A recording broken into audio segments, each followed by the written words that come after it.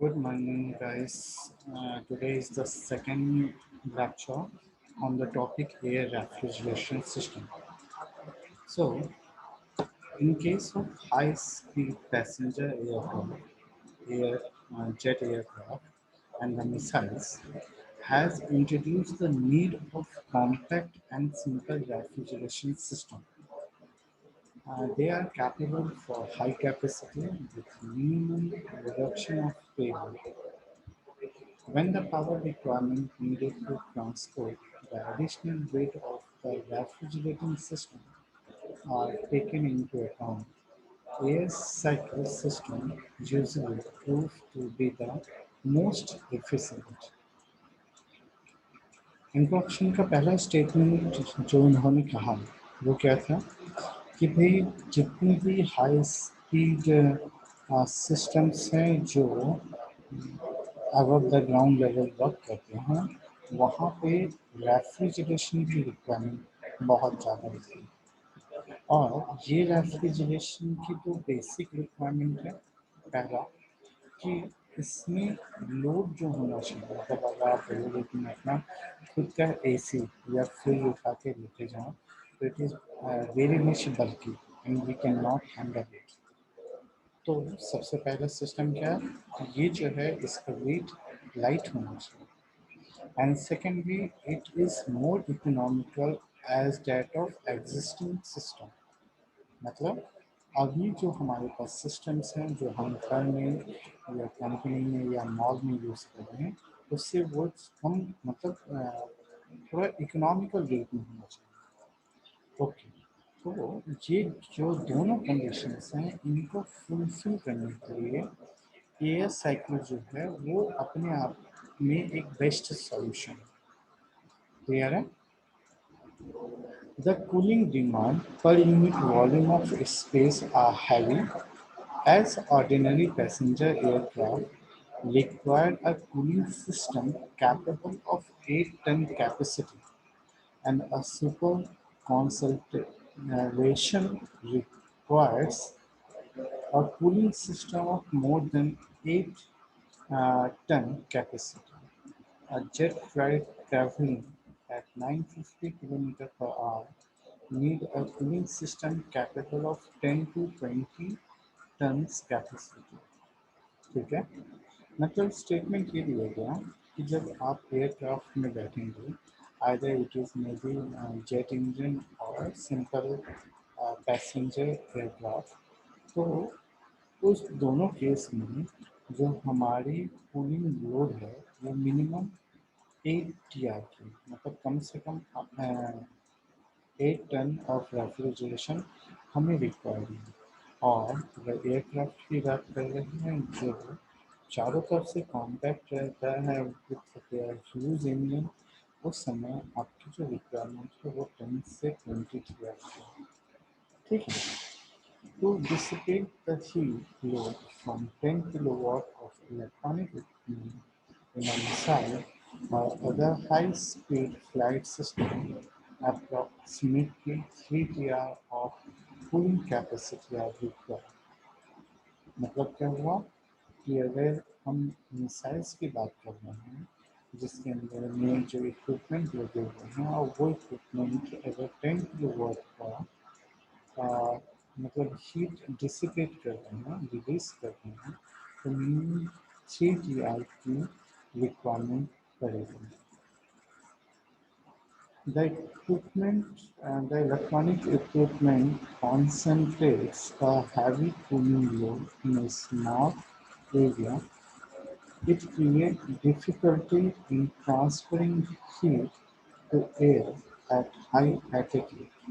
However, low pressure of air further complicates the refrigeration design requirement. मतलब क्या हुआ कि जब हम मतलब अगर द ग्राउंड सरफेस होते हैं तो वहाँ पे क्या होता है तो हीट का ट्रांसफॉर्मेशन करना वो मतलब थोड़ा सा डिफिकल्ट हो जाता है in that case क्यों होता है so low pressure of air further complicate the refrigeration design requirement मतलब जैसे जैसे आप हाई एल्टीट्यूड में जाओगे आपका प्रेशर जो है वो कम होता जाएगा, एंड दैट केस आपका टेम्परेचर भी कम हो रहा है।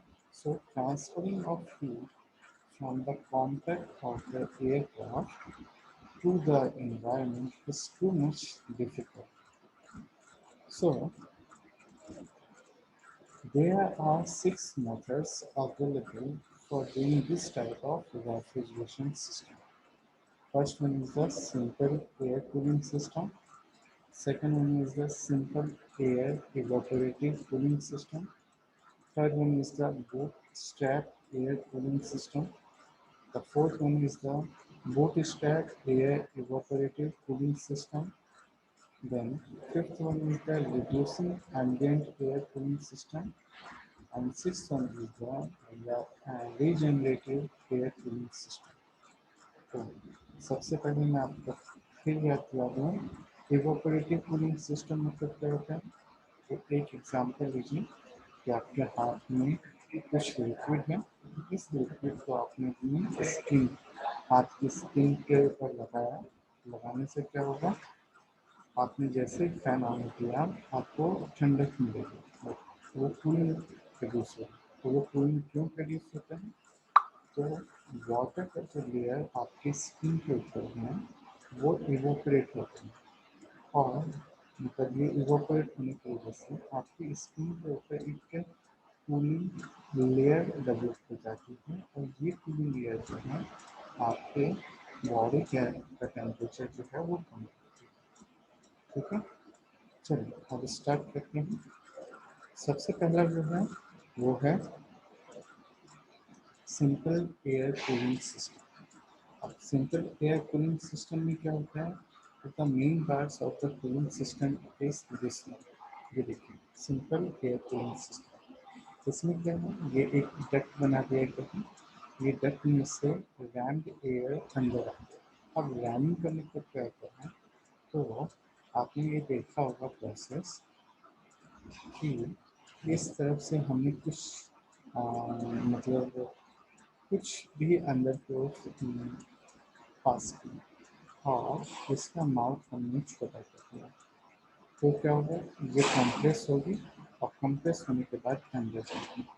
तो ये जो कंप्रेस होती है ये क्यों कंप्रेस होती है, तो यहाँ पे हमने एक सिलेंडर का अरेंजमेंट किया, जो ये सिलेंडर इस एयर को या जो भी सब्सटेंस है उसको अंदर की ओर पुश करेगी, और ये पुश करने की वजह से क्या होगा, तो एयर जो है वो कंप्रेस्ड होगी। मतलब आप यहाँ बोल सकते हो कि ये जो एम्बिएंट एयर है कंप्रेस करने के बाद ये इस चैम्बर में, ठीक है।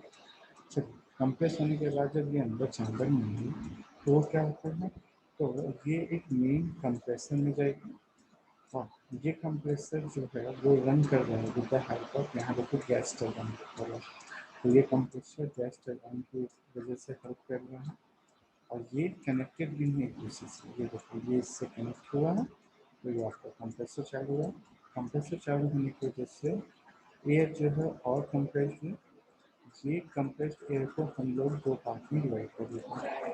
पहला पार्ट जो है वो कंबस्टिंग चैम्बर का है, जहाँ पे कंबस्टिंग चैम्बर में थर्मल एनर्जी प्रोड्यूस होती है, और ये थर्मल एनर्जी जो है वो गैस टरबाइन को रन करके इलेक्ट्रिसिटी प्रोड्यूस करती है। एट द सेम टाइम कुछ एयर जो है वो हम बाईपास करते हैं ट्यूब के थ्रू, और ये ट्यूब से एक हीट एक्सचेंजर कनेक्ट होता है।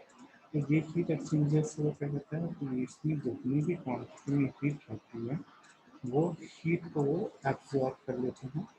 एब्जॉर्ब करने के बाद ये हीट जो है वो कूलिंग फैन के थ्रू वापस एटमॉस्फेयर में चली जाती है, और अब जो हमारा एयर जो कूल हो चुका है, ठंडा हो चुका है, वो ठंडा एयर अब इस ट्यूब के थ्रू कूलिंग टरबाइन के अंदर जाता था, और कूलिंग टरबाइन में वो as per your cabin requirement आपके कैबिन के अंदर शिफ्ट हो जाता है, जहाँ पे आपको कूलिंग इफेक्ट प्रोड्यूस होती है। This is called simple air cooling system. ठीक है, तो इसके बेसिस में आप देखो क्या क्या है, मेन ड्राइवर्स क्या क्या है, gas turbine, heat exchanger, cooling turbine and cooling air fan. The air is required for refrigeration system is blend out from the main compressor. The high pressure and high temperature air is cooled initially in the heat exchanger, where rammed air is used for cooling. It is further cooled in the cooling turbine by the process of expansion, and the work is of this turbine is used to drive the cooling fan which drawn cooled and cooling air to the heat exchanger. ठीक है। अब rhyming process क्या होता है, तो ये सारे process को हम ये पूरी फेज डायग्राम से बता सॉरी टेम्परेचर इनथैल्पी एंट्रोपी डायग्राम से बता। थोड़ा ध्यान देकर सुनना, क्योंकि अगर ये डायग्राम आपको याद हो गया तो इसके बेसिस में न्यूमेरिकल्स आपके इजी हो जाएंगे। चलो प्रोसेस स्टार्ट करते हैं। अभी हम वन पे हैं, ठीक है। वन से एक्चुअली रैम्ड एयर जो है वो अंदर की ओर आता है, ठीक है। ये रैम की तरह अंदर की ओर आ रहा है। अंदर आने के बाद इसका थोड़ा मतलब देखो यहाँ पे ये टेम्परेचर देखो T1 था, रैमिंग की वजह से ये T2 को पहुँचा।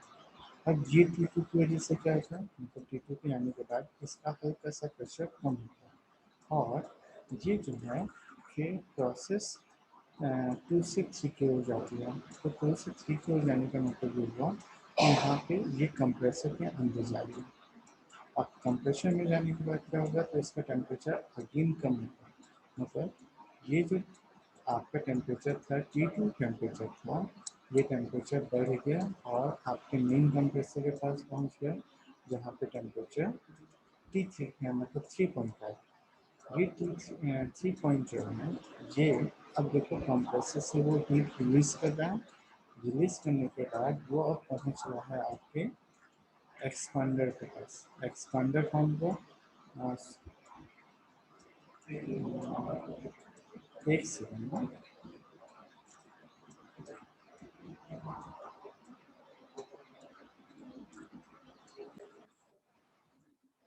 चलिए। तो मैंने आपको क्या बोला, ये जो प्रोसेस 1 से 2 है ये एक्चुअली वो एयर है जो एटमॉस्फेयर से रैमिंग के थ्रू अंदर डक्ट में आती है, ठीक है। आइडियल साइकिल ये है 1 से 2, लेकिन एक्चुअल साइकिल जो है वो है 1 से 2 गैस, ठीक है। अब रैमिंग के थ्रू अंदर डक्ट में आ गई। डक्ट में आने के बाद अब आपने ऑब्जर्व किया होगा कि ये मेन कंप्रेसर में जाती है, ठीक है। तो अब हमने इसको मेन कंप्रेसर में डाला। तो मेन कंप्रेसर में डालने के बाद ये जो प्रोसेस अडॉप्ट करता है ये है 2 डैश से 3 का प्रोसेस, ठीक है। अब 2 डैश से 3 का प्रोसेस मतलब क्या हुआ, जो कंप्रेसर के अंदर चला गया और जाने की वजह से उसका प्रेशर और टेम्परेचर दोनों बढ़ गए, ठीक है। अब देखो टेम्परेचर और प्रेशर बढ़ जाने की वजह के बाद क्या होगा, तो अब ये हम लोग हीट एक्सचेंजर में शिफ्ट करेंगे। मतलब ये प्रोसेस हुआ, पहला ये 1 से 2 हो गया और 2 से यहाँ तक का जो प्रोसेस है ये आपका 3 है। मतलब कंप्रेसर के अंदर गया जिसकी वजह से प्रेशर और टेम्परेचर बढ़ गया। अब ये जो टेम्परेचर और प्रेशर है ये कहाँ जा रहा है, तो हमारे एक्सचेंजर के पास जा रहा है जो प्रोसेस 4 हो। मतलब 3 से 4 के बीच में क्या होगा, तो टेम्परेचर ड्रॉप हो जाएगा लेकिन प्रेशर रिमेन्स कांस्टेंट रहेगा। तो ये देखो 3 से 4 के टाइम पे प्रेशर जो है वो कांस्टेंट है लेकिन टेम्परेचर ड्रॉप हुआ फ्रॉम T3 टू T4। अब इसके बाद क्या है, तो अब आप जो फिगर देखोगे तो आपको पता चलेगा it passes from the cooling turbine. तो कूलिंग टरबाइन में क्या होगा, तो उसका टेम्परेचर पूरा का पूरा गिर जाएगा। गिर जाएगा मतलब क्या होगा, तो अल्टीमेटली जो मतलब जो हमारी कैबिन में बैठे हुए पैसेंजर्स की रिक्वायरमेंट है वहाँ के टेम्परेचर या वहाँ के प्रेशर तक डिक्रीज हो जाएगा, ठीक है। पहले यहाँ से टेम्परेचर डिक्रीज हुआ, अब टरबाइन में जाके उसका प्रेशर डिक्रीज होगा और ये जो है वो हमारे कैबिन के अंदर जाती है। वो कैबिन के अंदर जाने वाला टेम्परेचर कौन सा होगा, तो वो 5 से लेकर 6 के बीच में होगा। ये आपका फिगर है, ठीक है। ये समझ में आया, इसको याद रखोगे ना। चलिए इसी में आपको अब कुछ बेसिक चीज़ें याद मतलब नोट दिया हुआ है वो आपको याद रखना। नोट क्या है कि if v is the aircraft velocity, the velocity of air relative to the aircraft in meter per second. Then what about the kinetic energy? So kinetic energy is the v square upon 200 kilogram पर KG. ठीक है. अब 200 kilogram पर KG कैसे आया? तो ये देखो उसके बारे में यहाँ पे उसने नीचे डिटेल दिया है. क्या कि काइनेटिक एनर्जी क्या होता है? तो M V square upon two newton metre और से जूल. और अगर इस जूल को मुझे किलो जूल में कन्वर्ट करना है तो मुझे क्या करना पड़ेगा? तो 1000 का डिवाइड करना पड़ेगा. इसलिए क्वेश्चन क्या हो गया? तो वी स्क्वायर अपॉन 2000. याद रहेगा? ओके. तो फ्रॉम द एनर्जी इक्वेशन का फॉर्मूला क्या बना? तो आपका एनर्जी क्या होता है? तो चेंज इन एंथैल्पी. तो H2 minus H1 is equal to V square upon 2000. और enthalpy is the function of specific heat and the temperature. The product of enthalpy and specific heat and the temperature. So T Cp into T2 minus Cp into T1 is equal to V square upon 2000. That means T2 is equal to T1 plus V square upon 2000 Cp. That means V2 upon V1 is equal to T1 plus V square upon 2000 Cp into T1. और अब अगर मैंने replace किया T2 को T2 dash से तो हो गया T2 dash upon T1 is equal to 1 plus V square upon 2000 Cp into T1. ठीक है. अब हमें क्या पता है कि Cp minus Cv is equal to R होता है. तो अब आपको यहाँ पे Cp की वैल्यू मतलब ये जो Cp की वैल्यू है ना उसको रिप्लेस करना है. तो ये रिप्लेस करने के लिए आपने क्या फॉर्मूला किया? तो Cp को कॉमन किया तो Cp is equal to 1 minus Cv upon Cp. अब Cp upon Cv is equal to gamma होता है मगर यहाँ Cv अपॉन Cp लिखा हुआ है तो ये क्या हो जाएगा 1/गामा. मतलब आपका जो इक्वेशन बना वो बना Cp is equal to gamma R upon gamma minus 1. अब यहाँ पे जो आपके पास Cp था उससे रिप्लेस कर दो. तो रिप्लेस करने के बाद आपका जो इक्वेशन बना वो हुआ T2 अपॉन T1 और से T2 dash upon T1 is equal to 1 plus V square gamma minus 1 upon 2000 into gamma into R into T1. Okay, so it may be noted that R is in joule per kg Kelvin. Then the equation must be given as. ठीक है, ये आपको याद रखना है कि आपके यहाँ पे R की वैल्यू क्या दिया हुआ है तो वो जूल पर केजी केल्विन में है. तो अगर कैसे वापस इसको किलो जूल में करेंगे तो अपने को क्या करना पड़ेगा? यहाँ पे 1000 का मल्टीप्लाई करना पड़ेगा. तो आपको आइडेंटिफाई होगा कि ये 3 जीरो इससे कैंसिल होगा. मतलब अब आपका जो नया इक्वेशन बना T2 upon T1 is equal to T2 dash upon T1 is equal to 1 plus V square gamma minus 1 upon 2 gamma R T1. Clear है? चलो अब ये जो वैल्यूज है कौन कौन सी? तो गामा R और T1 ये एक लोकल सोनिक या acoustic velocity at the ambient air condition को शो ऑफ करता है. तो आपका जो ये क्वेश्चन रहा उसको सिंप्लीफाई करने के लिए हमने स्टेटमेंट दिया कि it is equal to means T2 dash upon T1 is equal to 1 plus V square gamma minus 1 upon 2 into A square. Clear है? दैट मीन्स अब आपका इक्वेशन फिर से कन्वर्ट हो रहा है मैक नंबर की. तो T2 upon T1 is equal to T2 dash upon T1 is equal to 1 plus gamma minus 1 by 2 into m square. And m square क्या आता है? तो it is the Mach number and which is defined the ratio of aircraft velocity to the local sonic velocity. जो v by a याद है ना? तो उसके बेसिस पे ये आपका यहाँ पे मैक नंबर इंट्रोड्यूस होगा. ठीक है. अब कुछ इसके बेसिक पॉइंट्स या वो जो डेरिवेशन वाला पार्ट है उसके बारे में हम डिस्कस करते हैं. तो सबसे पहला T2 is equal to T2 dash कब बोलेंगे?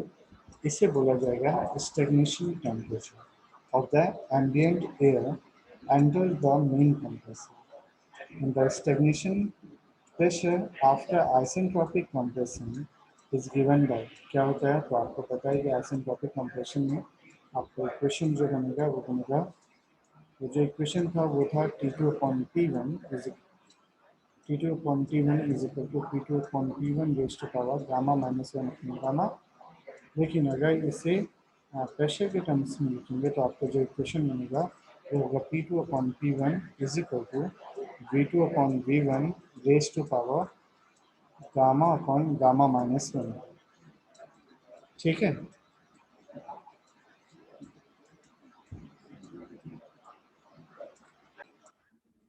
ठीक है। तो आपका जो इक्वेशन बना वो ये बना। ठीक है, अल्टीमेटली यहाँ एक स्टेटमेंट भी दिया है कि due to irreversible compression in the RAM, the air reach point 2 dash instead of point 2 at the same stagnation temperature, but at a reduced stagnation pressure P2 dash. The pressure P2 dash may be obtained from the expression of RAM efficiency. ठीक है, तो आपको ये word याद रखना पड़ेगा कि यहाँ पे यह आपके क्वेश्चन में आपको रैमिंग एफिशिएंसी फाइंड आउट करनी है। तो रैमिंग एफिशिएंसी क्या होती है, तो actual rise in pressure upon isentropic rise in pressure, या एफिशिएंसी को दूसरे तरीके से याद कर लो, एक्चुअल अपॉन आइडियल। तो एक्चुअल प्रेशर कितना हुआ, तो वो हुआ P2 डैश माइनस P1, और आइडियल केस में कितना होना था, तो P2 माइनस P1। मतलब ये एक क्वांटिटी है, दूसरा क्वांटिटी P1 है, तीसरी क्वांटिटी P2 है, और चौथी क्वांटिटी P2 डैश है। मतलब ये चारों में से कोई तीन चीज़ें आपके पास होंगी, तो चौथी आपको आइडेंटिफाई करना होता है। ये क्वेश्चन का पार्ट आता है। सेकेंड पॉइंट है compression process. So isentropic compression of air is the main air in the main compressor is represented by the line 2 dash to 3, and the actual practice because of internal friction due to irreversibility, the actual compression is represented by 2 dash to 3 dash. तो वो formula क्या बनेगा, तो work done by the compressor is equal to mcp delta T means ma into Cp into T3 dash minus T2 dash, ये याद रखना है आपको।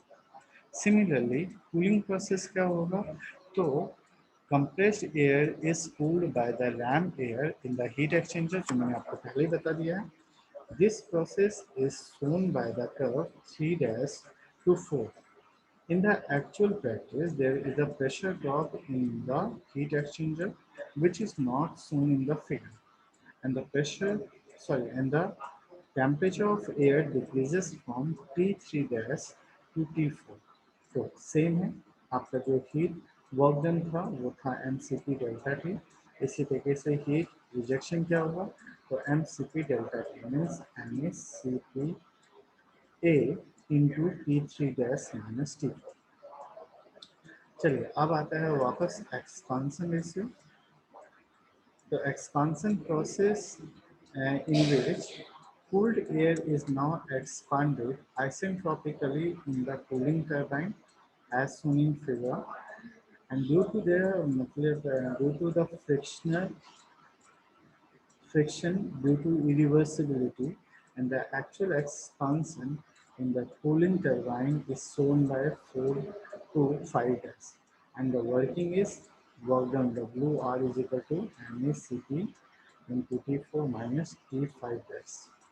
ठीक है, and the work of this turbine is used to drive the cooling air fan which don't cool air from the heat exchanger.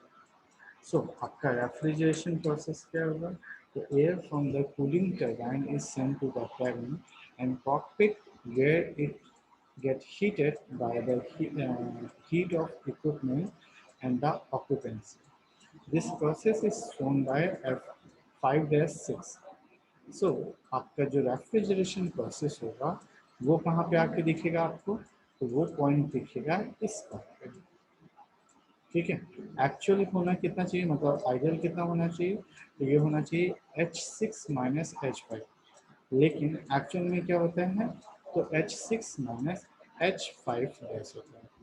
यही चीज़ यहाँ पे वो दिखाने की कोशिश कर रहे हैं, ये देखो। ठीक है, तो रेफ्रिजरेटिंग इफेक्ट क्या हुआ, तो बेसिकली क्या हुआ, MCP डेल्टा टी मतलब T6 माइनस T5 डैश। चलिए, अगर ये आपको याद है और बाकी दोनों में वर्क डन आपने फाइंड आउट कर लिया, तो ultimately COP of the system क्या होगा, तो refrigerating effect divided by work done. Refrigerating effect आपने यहाँ से निकाल कर रख लिया, और work done by the compressor क्या था, तो MACP T3 dash minus T2 dash और T6 minus T5 upon T6 minus T5 dash upon T3 dash minus T2 dash.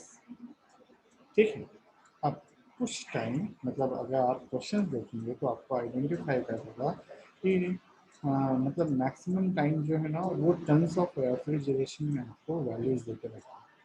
तो जब टन्स ऑफ रेफ्रिजरेशन में आपको वैल्यूज देते रखेगा तो आपको ये फॉर्मूला यूज करना पड़ेगा। ठीक है, तो फॉर्मूला क्या है, तो पहले अगर आपको मास निकालना होगा तो मास निकालने के लिए क्या यूज़ करोगे, 200 210 cube upon CP T6 minus T5 एस। और पावर क्या होता है, तो आपका जो work done by the compressor है डिवाइडेड बाय 60 कर दोगे तो उससे आपका पावर निकल जाएगा, power required for refrigeration system. So अगर ये मास है इन टर्म्स ऑफ क्यू और ये पावर कन्जम्पशन है, तो आपका COP का फॉर्मूला क्या कन्वर्ट हुआ, ये वो 210 cube upon MACP T3 dash minus T2 dash, या 210 क्यूब अपॉन P इंटू 60। ऐसे भी आप करोगे तो भी आपका सिंपलीफाई हो जाएगा। ठीक है, चलो अब स्टार्ट करते हैं इसका न्यूमेरिकल, जो थोड़ा सा मतलब अगर आपने समझ लिया तो बहुत इजी है, और अगर समझ में नहीं आया मतलब मेन फिगर है, जैसे आपको ये फिगर समझ में आ जाएगा आपका सारा का सारा प्रोसेस सॉल्व हो जाएगा। चलिए, स्टेटमेंट दे रहा है, कि a simple air cooled system is used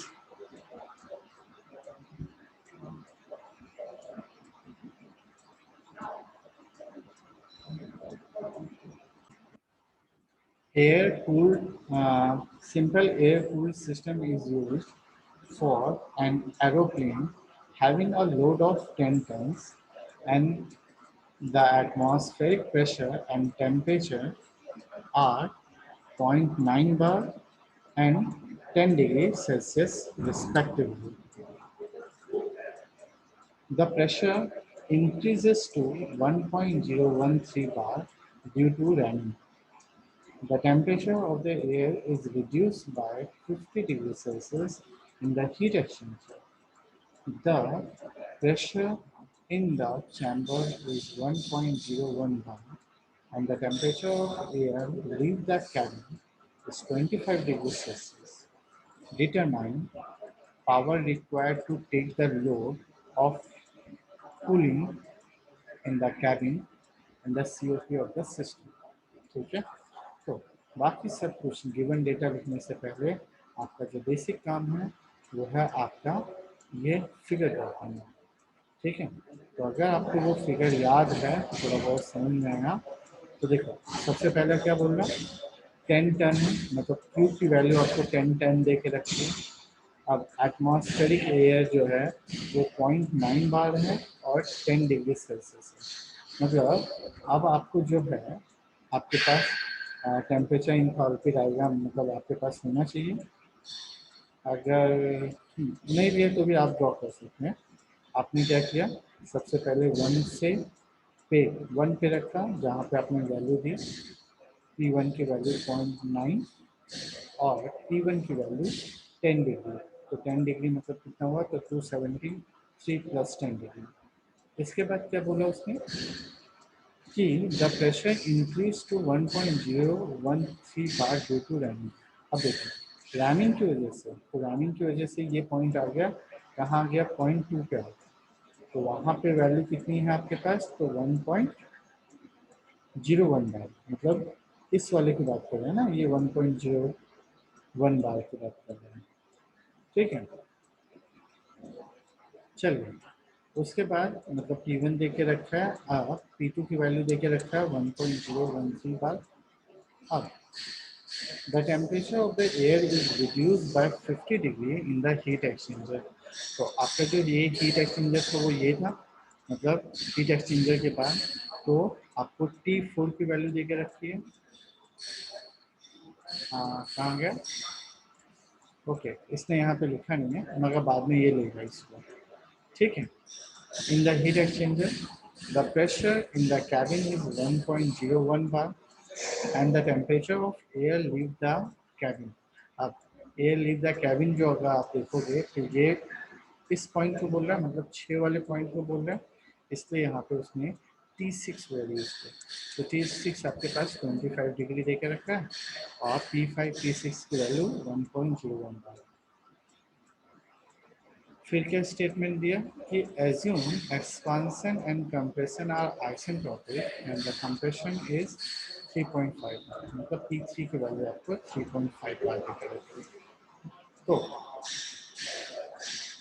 बस अब आपको स्टार्ट करना है।